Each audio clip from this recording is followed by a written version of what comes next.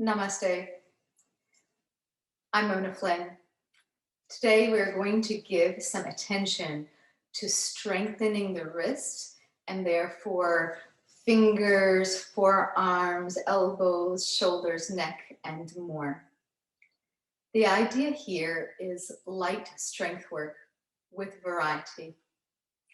There is so much more that you will find in a collection called Yoga for the Hands. And I encourage you to consider exploring the different practices there, short and long practices. But today I will introduce just a small variety of exercises and preparations that you might want to sneak into your day here and there. At first, I want you to stretch your fingers wide and just pause here. Notice what that then invites into your body, and really stretch your fingers wide.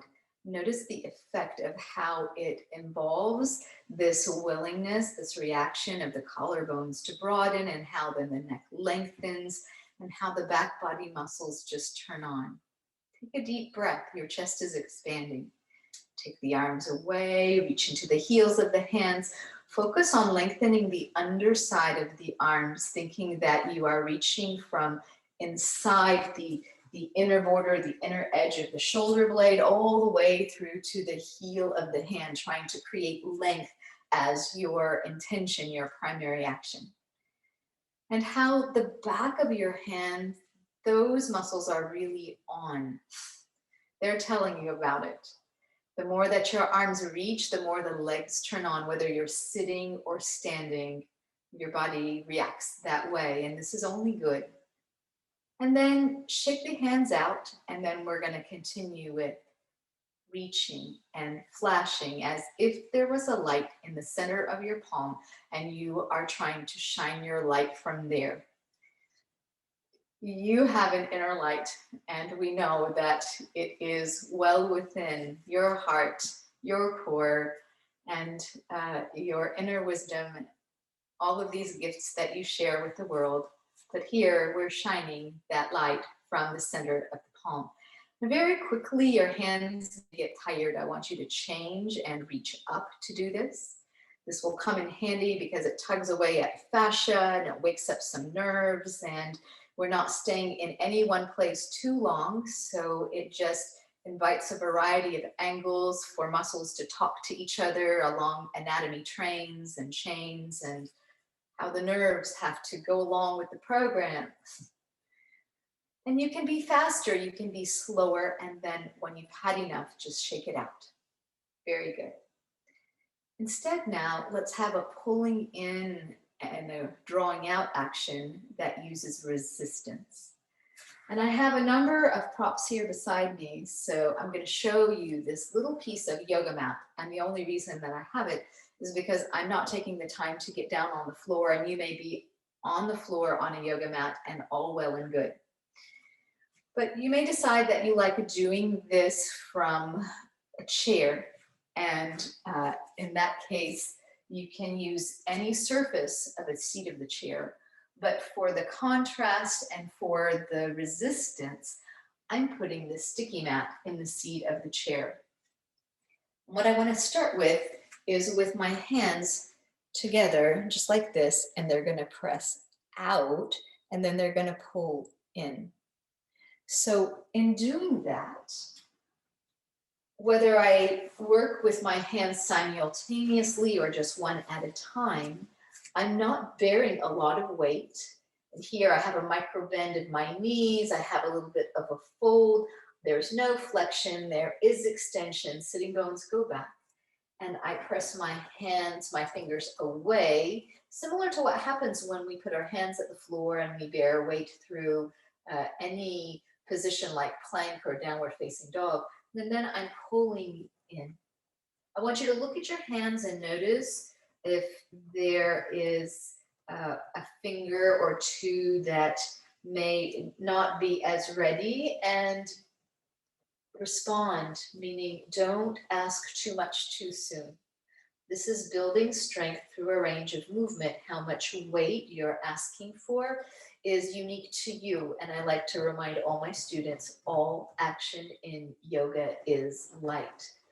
So I could change my standing pattern, and I can make it so that I have one knee bent and one leg straight, so I'm not folding in a way that might seem that it asks more of the lower back.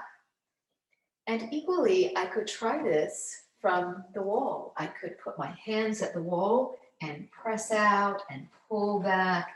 And in all of these actions where there is isometric work, so to speak, then there is a transfer of energy to the entire range of movement and how all of these smaller muscles move using and building strength.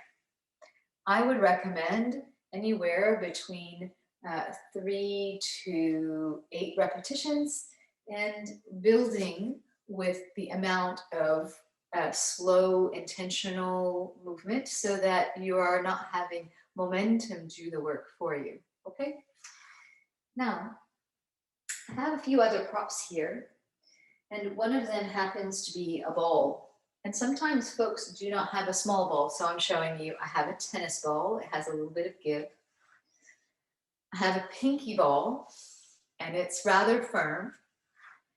And then I have a sock packed with yet another sock and some hand towels or a washcloth, and I packed it really tight, and so I could use it as well. But where I'd like for you to start is to take the ball, place it between the heels of the hands, and lace the fingers. So in coming close to the screen, you're able to see I have my fingers laced, and I have the ball at the heel of the hand and not in the center of the palm. Very good. So there's a little bit of space there. And it isn't necessarily that I am aiming for the effect of this exercise for just my hands. I'm going to use the strength of my fingers to draw, to pull, and I am mashing or pressing the heels of the hands toward each other as if to mash the ball. And I want you to stop with this light action, just pause and to notice any habit, meaning, do you also contract the chest, and can we not? Can we keep from doing that? So as you use your fingers and the strength of the muscles of the hand and maybe a little bit in the wrist to want to press, mash the ball a little bit, you'll find that you're using the inner arm and the inside of the shoulder, and you can talk yourself out of contracting across the chest. And instead, take a deep breath. Very nice. Now, stretch the fingers wide and change the lacing pattern. The other thumb is on top, and we're coming back into that squeeze. If I try to keep my forearm bones parallel to the floor, then that asks my chest for this really interesting subtle expansion that lends itself to what is useful here. And stay and breathe. Use your legs lightly into the floor.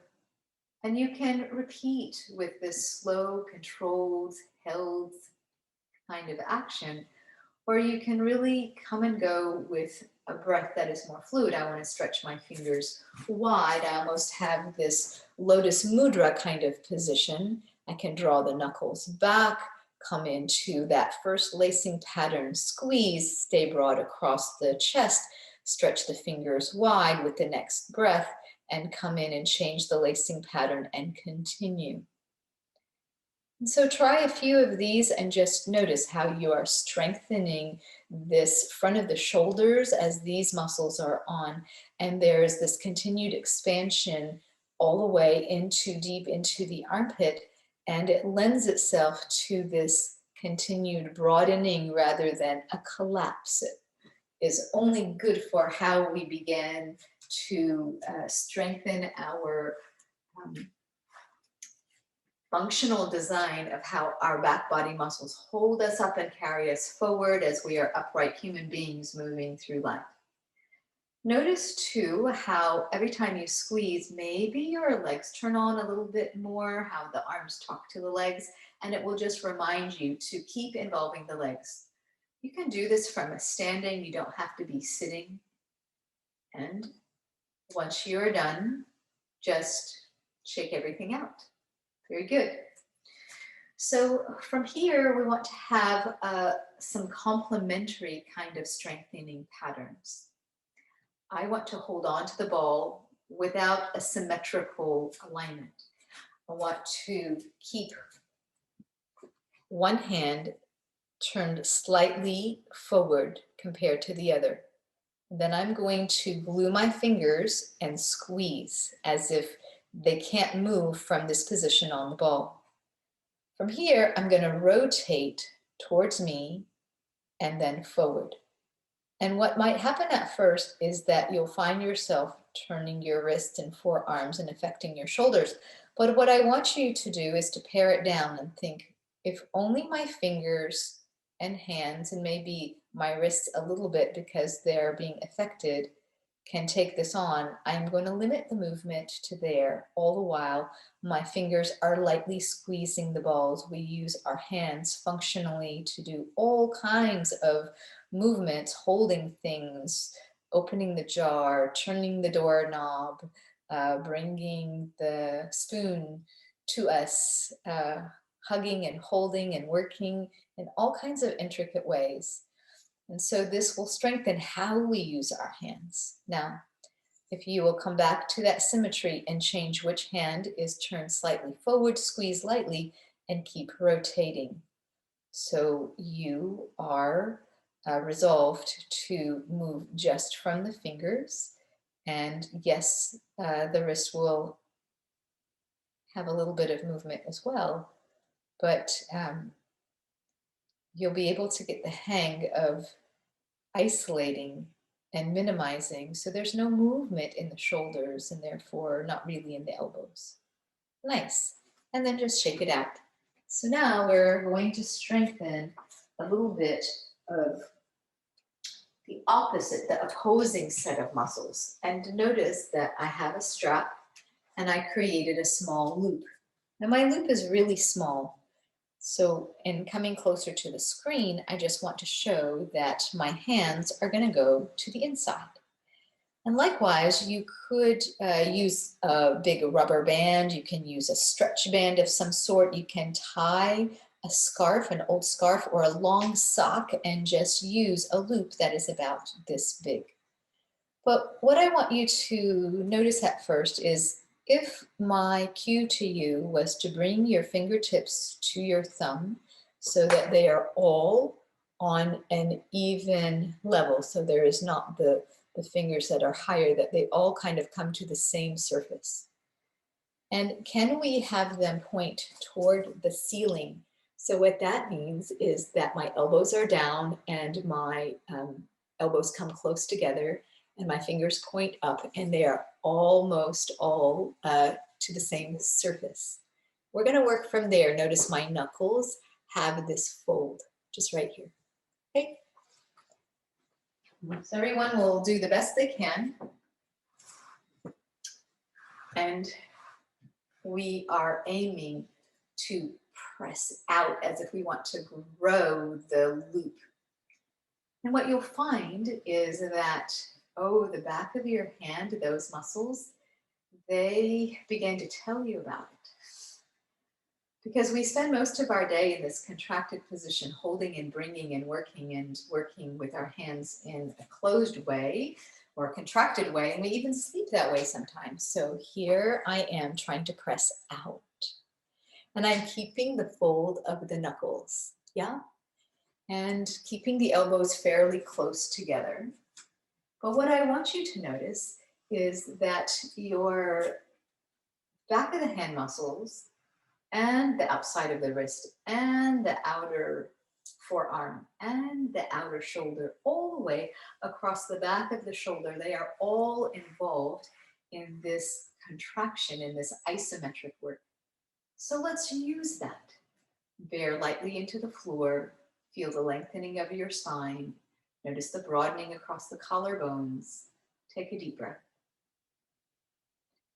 Feel how this leverage pattern allows you a lateral expansion of the rib cage. And we want our rib cage muscles to be strong, to lend themselves to lung capacity and chest expansion. But interestingly enough, if the muscles that run between the ribs, those intercostal muscles, when they work together with those obliques, these side cross muscles that allow us some bending and rotation and some asymmetry to access reaching and getting things from different places, even just turning to get out of the car, so many small, sneaky ways we use them, then it supports the mobility of the spine without imposing on structure. It lends itself to how muscles tug on bones and talk to those bone cells and their regenerative capacity, but how everything within our structure works together. So variety is only good, and body awareness refines how we are able to notice where we are strong and how we can work against the tight habits or the habits that don't serve us, and continue to learn from this beautiful, intricate body that we've been given, blessed with. From here, if you will, remove that strap. Recognize that everything across that back line kind of woke up. Bring your hands to you, rotate the fingertips inward. Rotate the fingertips forward. We're just holding on to what we've accessed. We're not giving it away. And this time, as you rotate in, just notice that you can lace the fingers, turn the palms, root the legs, stay long in all the places that you are long, and then return in the reverse to rotate forward. This beautiful mudra reminds us of the importance of community, how it is not just about me. And here, lace the fingers in that other pattern, yeah? And turn the palms, keep it broad across the collarbones. Return in the reverse, rotate the fingertips forward. It is about us. It is about this place in between us, of this shared space that we have, in all the ways that we can conceive it as we lend our gifts and contribute to community. Thank you for your presence. Enjoy your continued practice. Namaste.